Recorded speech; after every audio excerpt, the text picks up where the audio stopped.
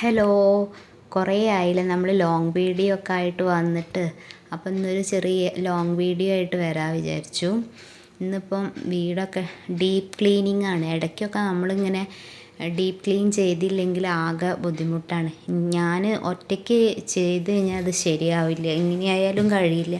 ആദ്യമൊക്കെ ഞാൻ ചെയ്യാറുണ്ടായിരുന്നു. ഇപ്പം പിന്നെ ഓരോ അസുഖങ്ങളും ഒക്കെ ആയപ്പം പിന്നെ ചെയ്യാറില്ല. അല്ലെങ്കിലും അതെ, ഞാൻ മാസത്തിലൊരു പ്രാവശ്യം ഞാൻ ഇവിടെ ശാന്തേച്ചി വരും. ശാന്തേച്ചി ഉണ്ട് ഇവിടെ, വരാറുണ്ട്. ആദ്യമേ പണ്ടേ എൻ്റെ അടുത്ത് അങ്ങനെ മാസത്തിലൊരു ദിവസമൊക്കെ വന്ന് ചെയ്തു തരലുണ്ട്. ഇന്നിപ്പോൾ ശാന്തേച്ചീനെ ഞാൻ വിളിച്ചു. അപ്പോൾ ശാന്തേച്ചി വന്നിട്ട് ശാന്തേച്ചീൻ്റെ കൂടെ നിന്നിങ്ങനെ ഓരോന്നും ചെയ്തു കൊടുക്കും ഞാൻ.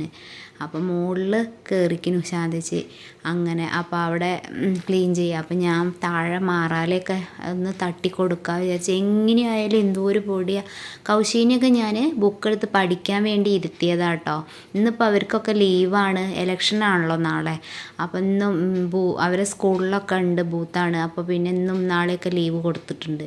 ഇനിയിപ്പോൾ എക്സാമൊക്കെ ആവാറായല്ലോ. അപ്പോൾ അവനെ ഞാനൊരു ഭാഗത്ത് പഠിക്കാൻ ഇരുത്തിയതാണ്. അപ്പോൾ ആണ് അവൻ ഫോണായിട്ട് വന്നിട്ട് എൻ്റെ പിന്നാലെ വന്നു. അപ്പോൾ അതിൻ്റെ ബാക്കിൽ അമ്മയുണ്ടായിരുന്നു അവിടെ. അപ്പോൾ അമ്മ വന്നപ്പോൾ അമ്മ പറഞ്ഞു, ഞാൻ പുറത്തുള്ളതൊക്കെ തട്ടിത്തരാം, എന്നാലും മാറാല. ഞാൻ പറഞ്ഞു വേണ്ട, ശാന്തേച്ചി ചെയ്തോളും, മുകളിലുണ്ട് കഴിഞ്ഞ് വരാൻ. അപ്പോഴേക്കും എന്നാൽ കഴിയല്ലോ എന്നൊക്കെ പറഞ്ഞിട്ട് അപ്പോൾ അമ്മ തട്ടാൻ നിന്നതാണ്. പിന്നെ നമ്മൾ ഈ ടി വിൻ്റെ ഇവിടെയൊക്കെ ഉള്ള സാധനങ്ങളൊക്കെ വെച്ചതൊക്കെ ക്ലീൻ ചെയ്യണമെങ്കിൽ ഒരാൾ വേണം, ഇല്ലെങ്കിൽ പേടിയാണ്. അപ്പോൾ ഞാൻ മനു ഉണ്ടായതുകൊണ്ട് മനുവിനോടൊന്ന് നീക്കി തരുമോ എന്നൊക്കെ ചോദിച്ച് അങ്ങനെ ഞാൻ മെല്ലെ ഇതാക്കി. എങ്ങാനും അത് ഇതായാലോ. അതിൻ്റെ മുകളിൽ കുറേ സാധനങ്ങൾ, ഫോട്ടോ മൊമെൻറ്റോകളൊക്കെ ഉണ്ടായിരുന്നു. അപ്പോൾ അതൊക്കെ ക്ലീൻ ചെയ്യണമെങ്കിൽ ഒരാളും കൂടെ വേണം. അപ്പോഴെന്താ ശാന്തേച്ചി അപ്പോൾ അയ്യോ ഇന്ന വീഡിയോയിൽ എടുക്കണ്ട കേട്ടോ എന്നൊക്കെ പറഞ്ഞിട്ട് ശാന്തേച്ചി ഇങ്ങനെ പറയുമായിരുന്നു. വേഗം ഓടുകയാണ്. പിന്നെ അയ്യോ കുട്ടി എൻ്റെ വീഡിയോയിലൊന്നും എടുക്കല്ലേ എന്ന് പറഞ്ഞിട്ട്. അങ്ങനെ പിന്നെ ശാന്തേച്ചി ജനലും വാതിലൊക്കെ തുടച്ച് വൃത്തിയാക്കി എല്ലാം കഴിഞ്ഞ് വേഗം കഴിഞ്ഞിരിക്കുന്നു. വേഗം സ്പീഡിൽ ചെയ്തു. ഉച്ചയായിരുന്നു അപ്പോഴേക്ക്. പിന്നെ അമ്മ അപ്പോഴേക്ക് വാഷിംഗ് മെഷീനിൽ ഞാൻ തുണിയൊക്കെ ഇട്ടിരുന്നു. അപ്പോൾ അമ്മ അതൊക്കെ തോരയിടലും ഒക്കെ. അമ്മ വന്നു കഴിഞ്ഞാൽ അമ്മയ്ക്ക് ഇങ്ങനെ വെറുതെ ഇരിക്കാൻ കഴിയില്ല. അപ്പോഴേക്ക് പിന്നെ ശ്രീലക്ഷ്മി വന്നിട്ട് ചോദിച്ചു, നമുക്കൊന്ന് പുറത്ത് പോയിട്ട് വരാം, ഫുഡ് കഴിച്ചിട്ട് വരാമെന്നൊക്കെ പറഞ്ഞു. അപ്പോൾ അമ്മ പറഞ്ഞു, ഞാൻ ഇവിടെ ചോറൊക്കെ വെച്ചിട്ടുണ്ട്. അമ്മയ്ക്ക് പിന്നെ ബിരിയാണി അങ്ങനത്തെ ഒന്നും കഴിക്കണ വലിയ ഇഷ്ടമൊന്നുമില്ല, വീട്ടിലത്തെ ഭക്ഷണം കഴിക്കാനാണ്. അപ്പോൾ പിന്നെ അമ്മ പറഞ്ഞു. അങ്ങനെ ഞങ്ങൾ കുട്ടികളും ഏട്ടനും ഉണ്ടായിരുന്നു ഇന്ന്. ഇപ്പോൾ ഏട്ടന് ലീവായിരുന്നു ഇന്ന്. അപ്പോൾ എല്ലാവരും കൂടി ഞങ്ങൾ കോഴിക്കോട് പോയിട്ട് കഴിക്കുക വിചാരിച്ചു. ഫുഡ് കുറ്റിച്ചിറ ബിരിയാണി ഫേമസ് ആണല്ലോ, അവിടെ പോയിട്ട് കഴിക്കുക വിചാരിച്ചു. അങ്ങനെ ഞങ്ങൾ പോവുകയാണ്. പിന്നെ ഞങ്ങൾക്ക് ശരിക്കും അറിയില്ല, മാപ്പൊക്കെ ഇട്ടിട്ട് പോവാണ്. ഇതാണ് ഫറോക്ക് പാലാണ്. ഫറോക്കിലെത്തി. പുതിയ പാലം പണിയൊക്കെ കഴിഞ്ഞിട്ട് കുറച്ചായല്ലോ. അപ്പോൾ അങ്ങനെ പിന്നെ മാപ്പിൽ ഇതൊക്കെ ഇട്ടിട്ട് പോയി.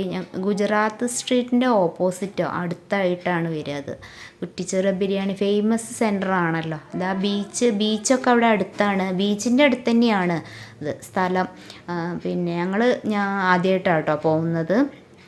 അങ്ങനെ പിന്നെ ഞങ്ങൾ വണ്ടിയൊക്കെ പാർക്ക് ചെയ്ത് പിന്നെ അവിടെ എത്തി. വണ്ടിയൊക്കെ പാർക്ക് ചെയ്ത് ഞങ്ങളവിടെ സ്ഥലമുണ്ട്, അവിടെ ഉണ്ട്. പക്ഷെ നല്ല തിരക്കാട്ടോ അവിടെ കടയിൽ.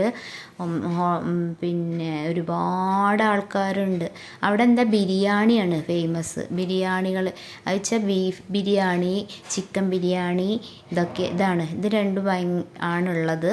പിന്നെ അപ്പോൾ അതാണ് ഭയങ്കര ഇതായിട്ട്. പിന്നെ ഫ്രൈ ഐറ്റംസൊക്കെ ഉണ്ട് കേട്ടോ, ചിക്കൻ ഫ്രൈ.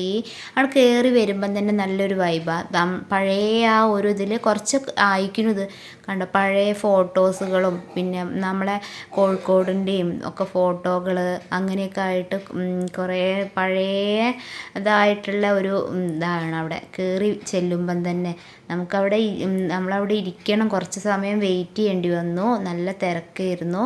അങ്ങനെ ഞങ്ങൾ ബിരിയാണിയൊക്കെ ഓർഡർ ചെയ്തു. ഓരോരുത്തർക്കും ഓരോന്ന് മതി, ചിക്കൻ മതി, ബീഫ് മതി എന്നൊക്കെ പറഞ്ഞു.